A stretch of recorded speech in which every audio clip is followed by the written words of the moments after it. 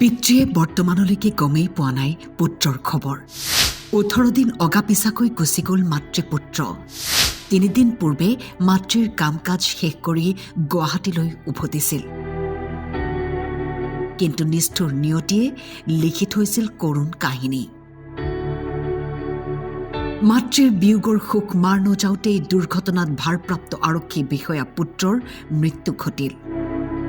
নিশাৰ মহানগৰীৰ লালমাটিত সংঘটিত হৈ শোকাবহ ঘটনা। অকালতে হেৰাই গ'ল অসম আৰক্ষী বিষয়া বিৰিঞ্চি দাস।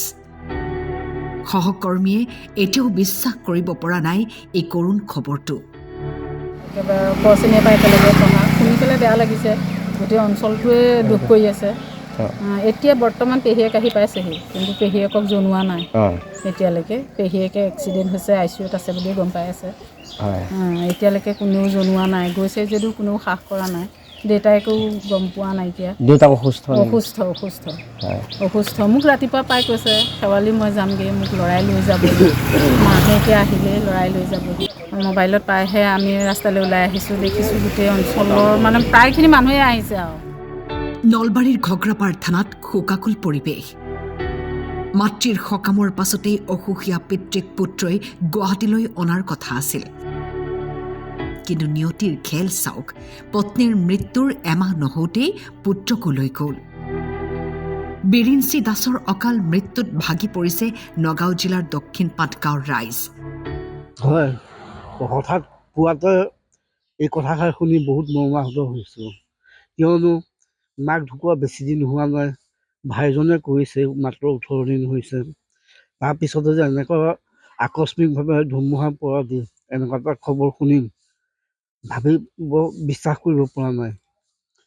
বিশ্বাস কৰিব নোৱাৰিলেও কিন্তু আমি ফটোত দেখিছোঁ মোবাইলত তেওঁ এনেকুৱা এটা দুৰ্ঘটনাত পতিত হৈছে। আপোনাৰ বন্ধু আছিলে? বন্ধু মানে মোৰ আচলতে তেওঁ তেতিয়া ডাঙৰ ভাই বন্ধু। তেওঁ যেতিয়া গুৱাহাটীত কৰ্মৰত আছিলে, কি পাণবজাৰ যান বাহন শাখাৰ IC আছিলে, ফটাশিল পাণবাৰী সেইখিনিক কয়। তেওঁ মই গুৱাহাটীলৈ গ'লে প্ৰায় তেওঁৰ ঘৰতে থাকোঁ। ককাই হিচাপে মোক বহুত মৰম কৰে, একেলগে খোৱা বোৱা কৰোঁ। হয়, আজি তেওঁ অনুপস্থিত বা এনেকুৱা এটা খবৰে মোক বহুত মৰ্মাহত কৰিছে। উপায় নাই, যেতিয়া নিলে ভাইক, যিটো শেষ সৎকাৰ কৰিবহিয়ে লাগিব, দেউতাকে জানিবই লাগিব। তেতিয়া আমি যিমানখিনি পাৰোঁ বুজাবলৈ চেষ্টা কৰিম তেখেতক। বৰ্তমানলৈকে জনোৱা নাই? বৰ্তমানলৈকে জনোৱা হোৱা নাই। বিয়লি ভাগত আৰক্ষী বিষয়াগৰাকীক নিজ গাঁৱত সামৰিক মৰ্যাদাৰে শেষ বিদায় জনোৱা হ'ব। মৃত্যুৰ সময়ত আৰক্ষী বিষয়া বিৰিঞ্চি দাসে পিতৃ, পত্নী আৰু এগৰাকী কন্যা সন্তান ইহ সংসাৰত এৰি থৈ গ'ল। ৰাতিপুৱা 3টামানত খবৰ পালোঁ যে এনেকৈ হৈছে, আপুনি কনফাৰ্ম কৰকচোন তেখেতে হয়নে নহয় বুলি ক'লে দেই। তাৰপিছত মই তেখেতৰ ফোনত ডাইৰেক্ট ফোন কৰিলোঁ।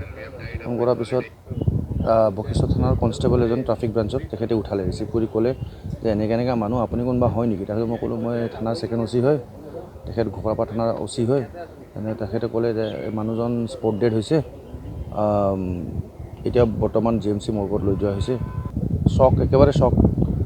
তাৰপিছত মই মেমক জনালোঁ, SP মেমক জনালোঁ, আমাৰ এডিশ্যনেল ছাৰকেইটাক জনালোঁ, আমাৰ এতিয়া বৰ্তমান যোন আমাৰ অফিচাৰ আছে তেখেতক জনালোঁ। জনাই মেলি খবৰ পালোঁ ৰাতিপুৱা। এতিয়া আমাৰ কিছুমান মানুহ গৈছে তাতে, এতিয়া ময়ে যাব ওলাই আছোঁ তাতে। শিৱৰাত্ৰি তেওঁ আমাৰ মন্দিৰত শিৱৰাত্ৰি আয়োজন কৰা হৈছিলে। তাতে তেওঁ গোটেই লগৰবোৰক মানে তেওঁ চবকে ভাল পাইছিলে। আমাৰ চিকিউৰিটি তেওঁলোককে, আমাৰ হেৰিহঁতক চবকে তেওঁ বহুত মৰম কৰিছিলে, মানে নিজৰ লগৰ বুলি ভাবিছিলে। কালি তেওঁ বোলে তেওঁলোকক চাওমিন খুৱাই, চাহ তাহ খুৱাই মই ইপাৰৰ পৰা আহোংগৈ বুলি কোৱাৰ পিছতে ঘটনাটো। কিমান সময়ৰ ঘটনা বাইদেউ? এইটো 1-1.5 বজাৰ ভিতৰত তেনেকুৱা নিশাৰ ঘটনা। কামপুৰৰ পৰা মাধৱ ভূঞাৰ ৰিপৰ্ট, টাইম 8।